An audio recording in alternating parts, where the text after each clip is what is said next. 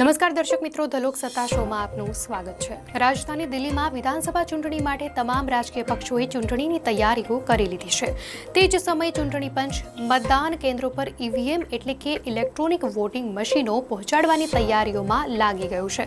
પરંતુ શું તમે જાણો છો કે ભારતમાં મતદાન ઈવીએમ દ્વારા થાય છે, પરંતુ ઘણા દેશો એવા છે કે જેમણે ઈવીએમ પર પ્રતિબંધ મૂક્યો છે।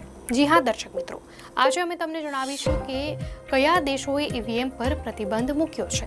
પહેલા તો આપણે એ જાણીએ કે ઈવીએમ શું છે। ઈવીએમ એટલે ઇલેક્ટ્રોનિક વોટિંગ મશીન। ઈવીએમ મશીનમાં 2 યુનિટ હોય છે, જેમાં કંટ્રોલ અને બેલેટ હોય છે।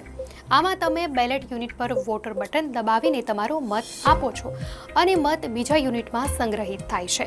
જ્યારે બેલેટ યુનિટ બીજી બાજુ રાખવામાં આવે છે, જ્યાંથી લોકો પોતાનો મત આપી શકે છે।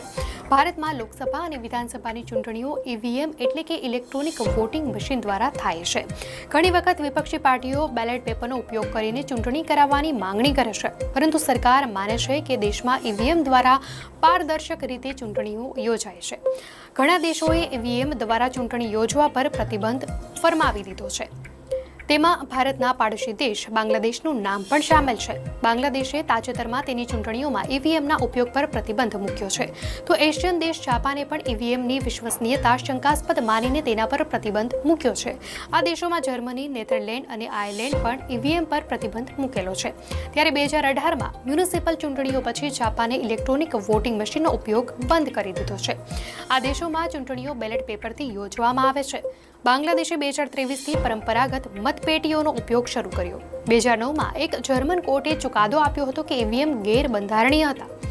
તેથી મતદાન પ્રક્રિયાની પારદર્શિતા અને જાહેર ચકાસણી અંગે ચિંતાઓને કારણે જર્મનીએ તેમને બંધ કરી દીધા।